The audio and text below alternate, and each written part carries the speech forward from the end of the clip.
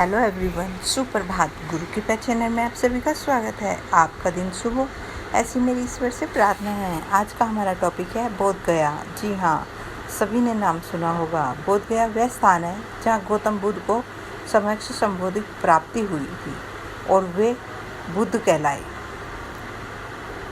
निरंजना नदी के किनारे पर परम पावन बोधि वृक्ष की छाया में उरुवेला, जिसे अब बोध गया कहते हैं, में ही सिद्धार्थ गौतम को बुद्धत्व की प्राप्ति हुई थी।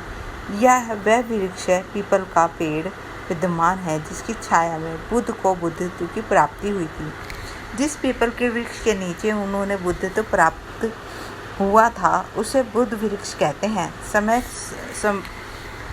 संबुद्धित होने पर भगवान ने 7 सप्ताह ध्यान सुख में 7 स्थानों पर व्यतीत किए। सम्यक संबोधित प्राप्ति के बाद बुद्ध ने अपनी सुखद व दिव्य अनुभूति के साथ 1 सप्ताह इसी बोध वृक्ष के नीचे बिताया था। उन्होंने दूसरा सप्ताह संबोधित प्राप्त करने के स्थान पर दर्शन करते हुए अनिमेष लोचन में बिताया था। इस स्थान पर अनिमेष चैत्य बनाया गया, जो मुख्य प्रतिमा के मार्ग पर प्रवेश के दाईं ओर है। तीसरा सप्ताह बुद्ध ने वहाँ चक्रमण करते टहलते हुए बिताया, जहाँ वह रतनखंड में चैत्य है। यह चैत्य विराजसन बौद्ध वृक्ष व रेलिंग के साथ बोध गया के पुराने मंदिर का एक भाग था। आज इसकी नींव के पत्थर निकल आए और केवल एक पंक्ति के आधार पर के पत्थर देखे जा सकते हैं। पत्थरों की दूसरी पंक्ति महाबोधि महाविहार उत्तरी दीवार के नीचे दब गई। बुद्ध ने चौथा सप्ताह रत्नगृह में अभिधम्म के बारे में ध्यान करते हुए बिताया। अब इसे रत्नधर्म चैतन्य के रूप में जाना जाता है। यह पार्क के उत्तर पश्चिमी कोने पर स्थित है।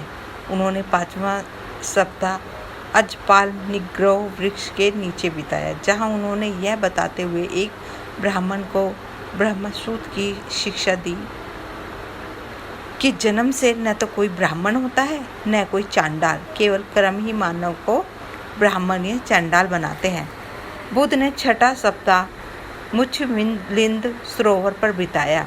किंवदंती के है कि जब बुद्ध ज्ञान प्राप्ति के 6ठे सप्ताह में गहन ध्यान में थे तो बहुत तेज तूफान आया और वर्षा हुई। तब नागराज मुच्छविंद ने इस प्रकृति आपदा से बुद्ध की रक्षा की। मुद्धछिल सरोवर मुख्य मंदिर के दक्षिण पूर्व में अशोक स्तंभ के दक्षिण में स्थित है। वर्मा के राजा ने हाल ही में सरोवर के मध्य में नागराज मुच्छलिंग द्वारा बुद्ध की रक्षा करने की एक प्रतिमा लगवाई है। इस सरोवर में अनेक प्रकार की मछलियां हैं। तीर्थयात्री, विशेषकर बच्चे, इन मछलियों को नज़दीक से चारा खिलाकर आनंदित होते हैं। फूलों के मौसम में इस सरोवर में सुंदर कमलों व जलकुंभियों का भी बहार आ जाती है। कुछ विद्वानों का मानना है कि असली मुच्छिंद सरोवर आज कीचड़ से भरा एक तालाब है और यह यहाँ से 1.5 किलोमीटर दक्षिण की ओर है तथा इसे मच्छलिंद कहा जाता है। बुद्ध का 7वां सप्ताह एक राजयतन वृक्ष के नीचे बिताया, जहां वर्मा के तपस्वी और भलिक नाम के 2 व्यक्तियों ने उन्हें चावल के व्यंजन भेंट किए तथा बुद्ध ने धम्म की शरण में आ गए। तब तक संघ की स्थापना नहीं हुई थी और वे प्रथम गृहस्थ उपासक बने, जिन्होंने दिव्य रत्न की शरण ली। सुजाता की खीर खाने के बाद भगवान बुद्ध का यह पहला आहार था। अनेक बुद्ध देशों के बुद्ध विहार यहाँ बनाए गए हैं। बुद्धत्व प्राप्ति के पहले सिद्धार्थ गौतम जहाँ कठिन तपस्या करते थे, वहाँ डुगेश्वरी गुफा की निरंजना नदी के दूसरे किनारे पर विराजमान है।